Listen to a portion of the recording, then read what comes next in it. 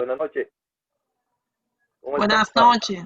Buenas Bueno, noches. el tema que vamos a tratar, el tema que vamos a tratar hoy trata sobre la Revolución Francesa. ¿Cuáles fueron sus causas y cuáles son las consecuencias que hasta hoy perduran? Antes de introducir el tema, tenemos que saber qué es una revolución. ¿Qué ustedes entienden por revolución? Yo puedo decir algo. Sí, Henry.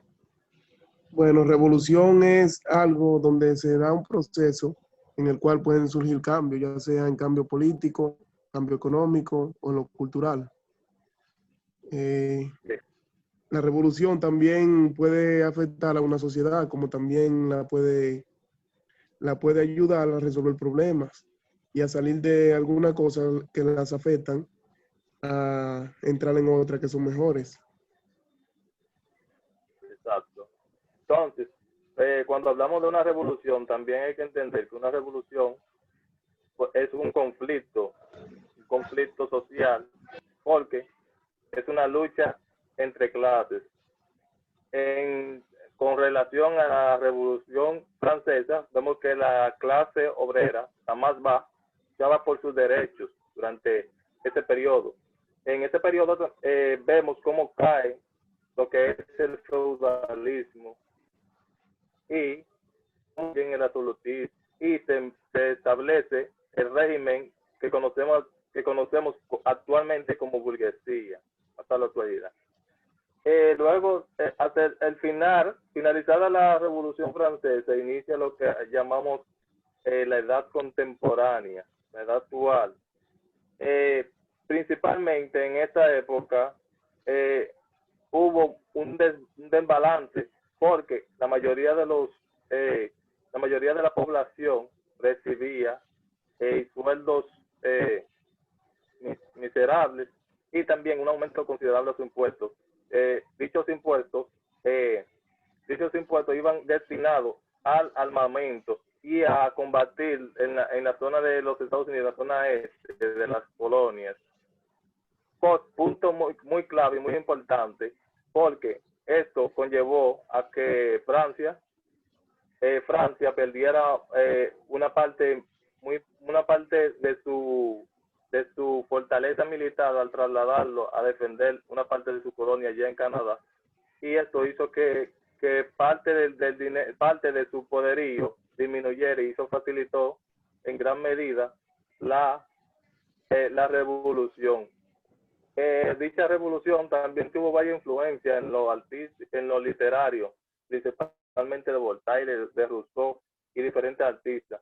¿Qué ustedes creen que podría, aparte de ser una revolución, podría considerarse como un movimiento social? Richard, yo. Sí, Erika. Bueno, se considera como un movimiento social, ya que esto se basó en lo que fue creencia política.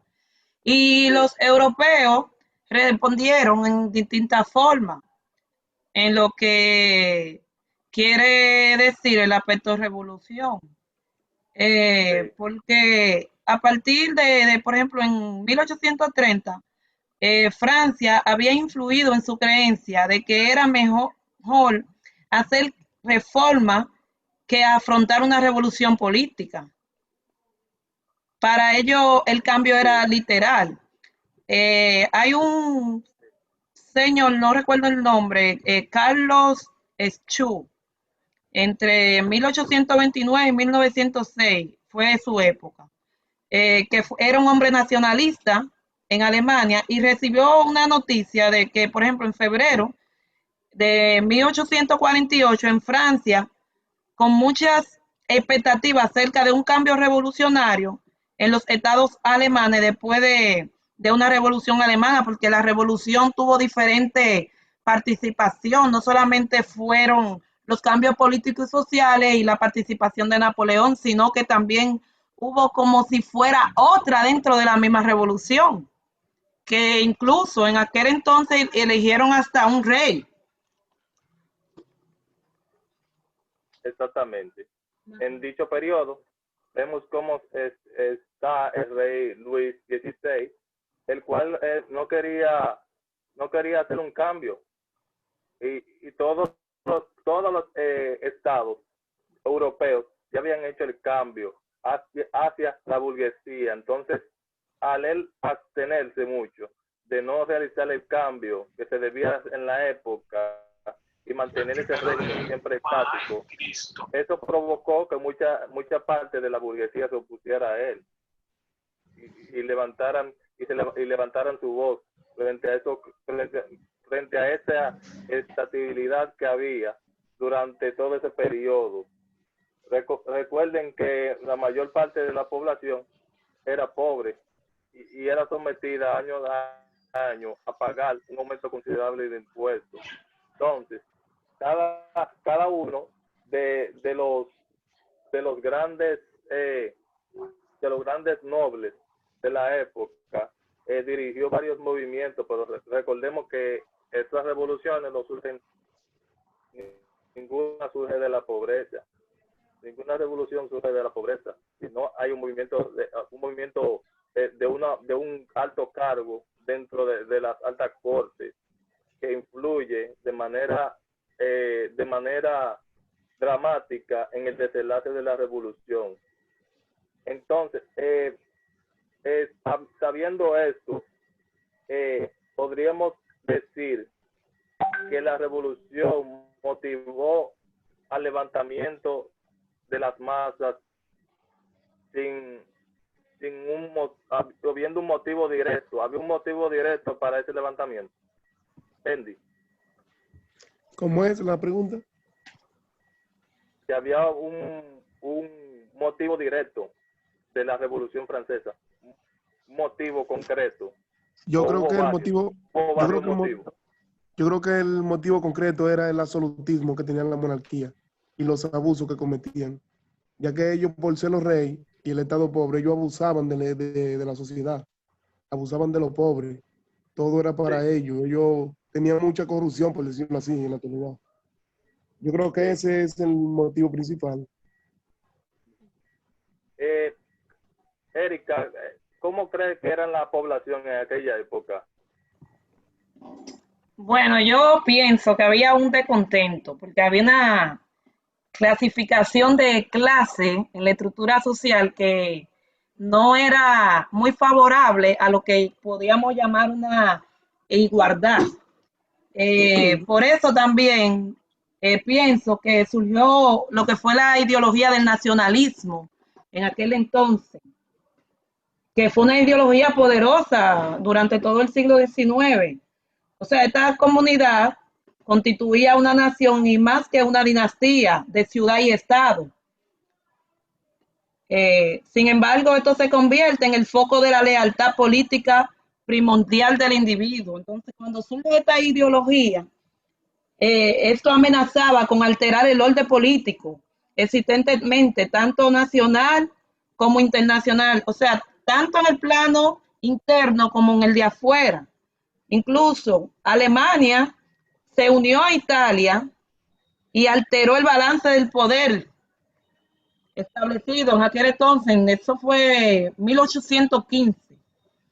Entonces, yo pienso que aparte del absolutismo, también el nacionalismo marcó lo que fue una pauta en la Revolución Francesa, porque ya empezó a cambiar, las cosas empezaron a cambiar liberalmente. Creían que la libertad podía materializarse, donde no era así, porque en realidad cuando estamos hablando de revoluciones, estamos hablando de transformaciones sociales. Sí. Entonces, cuando la revolución inició, automáticamente la validación como movimiento del feudalismo decayó, y junto con eso ya vimos que cae lo que es el poder de la iglesia. El poder de la iglesia dependía mucho de la tierra, del cultivo y de la ganancia que generaban la mayor parte de los señores, de los siervos, que tenían el contrato vitalicio, un contrato vitalicio muy abusivo en esa época. y que era un trabajo 24 horas. Nunca podrían salir del terreno del señor feudal, ya que estaban dentro del mismo territorio feudal. Una porción de ese territorio también le pertenecía a la iglesia desde tiempos atrás. Y también todo eso quedó en el pasado cuando surgió la revolución industrial. Hablando sobre ese tema también, hay que destacar que la iglesia contribuyó mucho a fomentar lo que era el feudalismo como movimiento económico, ya que esto provocó que muchas de las personas influyentes y de alta corte aportaran y contribuyeran con subvenciones a gran parte de los nobles de territorios extranjeros, es decir, fuera de lo que conocemos como Francia, y que esta contribuyó en mayor medida que la iglesia perdiera mucho poder, ya que muchos nobles fundaron lo que llamamos ayuntamientos y lugares fuera de lo que es Francia para fortalecer su movimiento. También al hacer eso perdieron mayoría en el Estado y perdieron mucha fuerza, ya que la mayoría de estas personas contribuían principalmente a la destabilización del Estado. Hablando de eso, ¿ustedes creen que el Estado contribuyó a su propia caída en la revolución? Andy. Que si el Estado contribuyó a su propia caída. A su propia caída, a la revolución francesa. Contribuyó a su propia caída. Más bien la monarquía. Sí. ¿Qué te digo? Ellos contribuyeron con sus mal hechos, con sus cosas malas que hicieron, por Sí, no saber gobernar. El aumento de los impuestos. O sea, por su mal manejo a la población, ellos contribuyeron con eso, porque no supieron manejar una población que lo necesitaba. En vez de ayudarlos, lo que hicieron fue que abusaron de ellos, cobrándole altos impuestos, quitándole a su tierra, y así. Ok. Richard. Entonces, dime. También tú sabes que al convocar el Estado General, el gobierno estaba buscando una forma de resolver la crisis financiera. La monarquía no quería una reforma mayor del gobierno y tampoco los delegados que llegaron a Versalles. Ellos tenían planes para los cambios revolucionarios que surgieron. A lo largo de los años subsiguientes, a pesar de la interacción de los encuentros del delegado, que varias asambleas legislativas, la gente común de la calle de París y otras ciudades, y los mismos campesinos en el campo, es decir, que gran parte del antiguo régimen sería destruido en Europa. Tendrían un nuevo modelo para el cambio social y político. Incluso de los estados generales hubo lo que fue la Asamblea Nacional. Tenía 3 representantes, o sea, 3 órdenes de la sociedad francesa. Y estas elecciones de los estados generales, el gobierno había decretado que el tercer estado, porque eran 3, tenían una división, debía tener una doble representación después de todo, constituía el 97% de la población, mientras que el primer estado, que era el clero o la iglesia, y el segundo, la nobleza, tenían cerca de 300 delegados cada uno. O sea, los plebeyos tenían casi 600 representantes.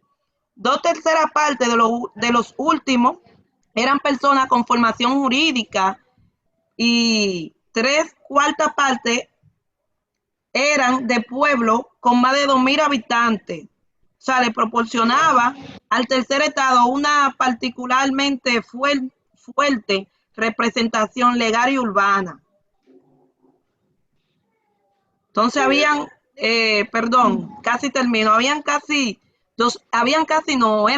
282 representantes de la nobleza, alrededor de un 90% de las tendencias liberales, con orientaciones urbanas, y se interesaban en la idea de la ilustración también, que esto influyó. La mitad eran menores de por lo menos 40 años, y los activistas del tercer estado, que era que constituía la mayor fuerza, y los individuos con tendencias reformistas, se encontraban en el primer y el segundo estado, que habían vínculos comunes en su juventud. Sí es. Una pregunta que quiero hacer a Andy o a Jenny, si está en línea. ¿Me escucha, Jenny?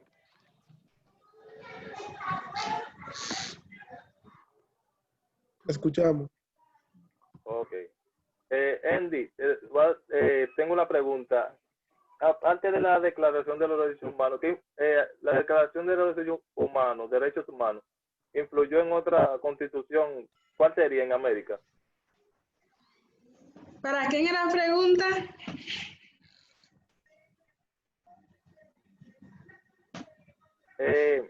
La Declaración de los Derechos Humanos influyó en una constitución de este lado de América. ¿En cuál sería?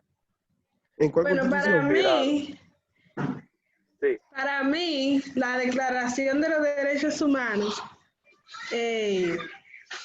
influyó en lo que fue en América, como por ejemplo en Haití, cuando todavía era una colonia, e influyó mucho porque ellos reclamaban sus derechos, al igual que como pasó en la revolución,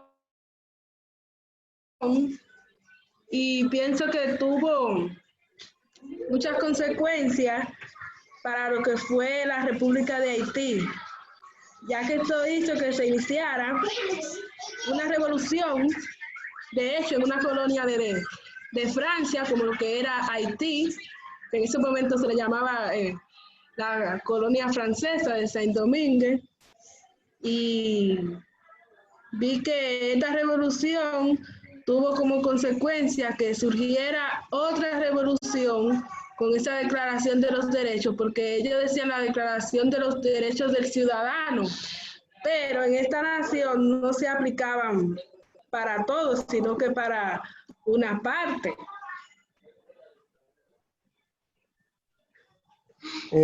Con respecto a eso que dice Jenny, ya terminó.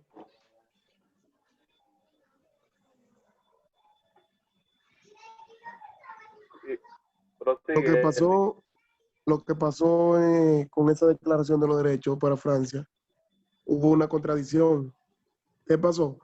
Que ellos en la Declaración de los Derechos Humanos decían que no había una clase dominante y que cada persona, no importa su color de piel, que cada persona era igual. Entonces ellos se contradecían porque ellos, en la Declaración de los Derechos Humanos, la esclavitud quedaba, como quien dice, totalmente abolida. Entonces en Haití, ellos continuaban teniendo esclavitud, que era una colonia de ellos. Entonces ellos tenían una fuerte declaración, una fuerte contradicción entre ellos mismos. Y una esclavitud entonces intensiva. Entonces, para concluir la clase, hay que abarcar también lo que es el inicio del régimen de Napoleón. Aquí Napoleón entró venía desde Egipto ya, de su campaña en Egipto, pero con la nueva constitución ahí se encontró mucha oposición por parte de principalmente los jacobinos, una rama muy alta de la nobleza, y que también vieron sus privilegios, los vieron en riesgo. Y hay que destacar que también que en ese mismo momento, la llegada en 9 de noviembre de 1799, se da el golpe de Estado y se instaló inmediatamente lo que sería el consulado, estableciendo el consulado, este consulado que duró de 1799 hasta 1804 y que trajo muchas políticas públicas que beneficiaban gran parte de la población hasta el día de hoy. Destacar también que todo lo posterior a la revolución tiene una repercusión a la actualidad, como la Declaración de Derechos Humanos y Ciudadanos, que influyó en varias constituciones en América, la haitiana, la estadounidense. Posterior a eso, también a varios artículos que todavía perduran en la actualidad. Esta fue la clase por hoy. Gracias por estar aquí. Nos vemos. Ok.